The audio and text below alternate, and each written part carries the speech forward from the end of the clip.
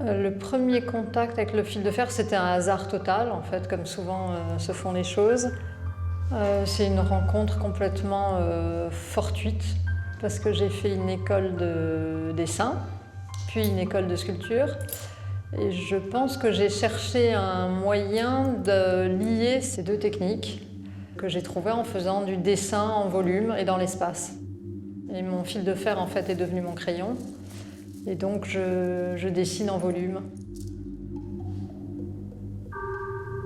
Je n'ai pas décidé du tout d'y consacrer ma vie. Pour l'instant, je ne m'arrête pas parce que j'arrive à me renouveler et à y trouver toujours du plaisir. Mais pour moi, ce qu'il a de magique, c'est ce côté très léger et en même temps très dur.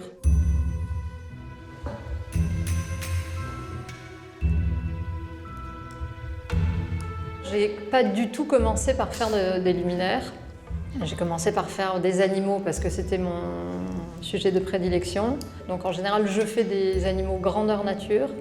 Et c'était une espèce de naissance à chaque fois d'un animal ou de quelque chose en fait de vivant pour moi. Moi, je fais jamais de pièces d'après un dessin qui a été fait par quelqu'un d'autre. Jamais. Alors oui, il y a des conversations évidemment et des échanges quand un architecte me présente un projet. Mais après, c'est moi qui fais plusieurs dessins que je présente aux gens avec qui je travaille. Mais je n'ai jamais réalisé de dessin de quelqu'un d'autre. Moi, je fais vraiment du sur-mesure. C'est l'intérêt de mon travail. J'essaye toujours de m'adapter au monde qui me questionne.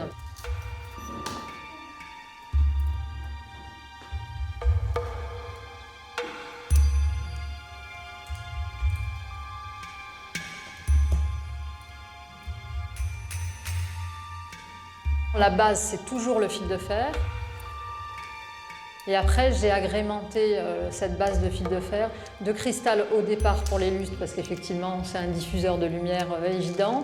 Après, c'était au fil de mes envies et de mes besoins. Par exemple, la céramique, c'était pour apporter de la couleur dans mon travail, parce que je suis toujours dans le noir, enfin dans les bobines de fil noir, et que j'adore la couleur. Et la céramique, c'est vraiment, pour moi, un des matériaux où on retrouve des couleurs très très précises et où on a un panel de couleurs énorme. Parce qu'en fait, le cristal, il y a du rouge, du noir, du transparent, du jaune, mais c'est très limité. La céramique, c'est vraiment, voilà, on peut prendre des crayons de couleur et donner à son céramiste des références de crayons de couleur en lui disant je veux du rouge comme ça, du turquoise, du bleu marine, c'est fabuleux.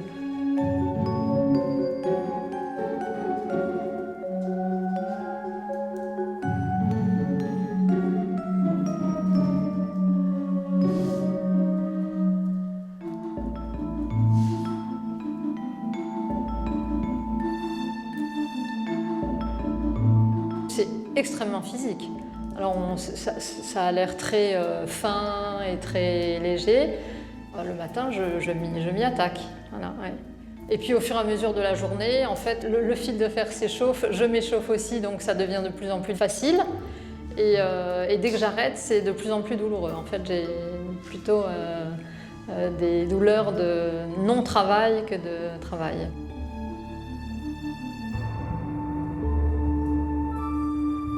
Je suis énormément dans mon travail à certains moments, pour certaines étapes. Je suis très très concentrée et puis après quand je commence l'étape de mettre des perles, remplir, là tout d'un coup je m'en vais, mais je note parce que j'ai des idées un petit peu comme quand on commence à s'endormir. Souvent j'ai envie d'avoir une feuille et de noter parce que j'ai tout oublié le lendemain. Là c'est pareil, je pars dans des nouvelles directions de travail, souvent.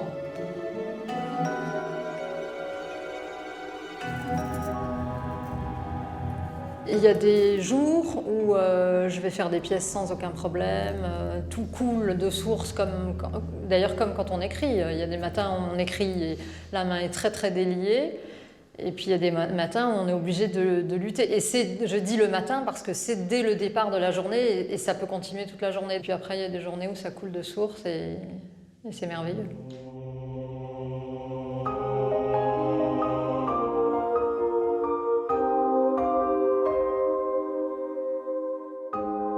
C'est comme un beau dessin, je pense. C'est vraiment exactement le même principe. Alors déjà, pour moi, en général, c'est les choses les plus simples sont les plus belles. Et je crois qu'il ne faut même plus voir la difficulté ou la... Il faut juste que l'œil parcourt l'objet et se dise que c'est un bel objet.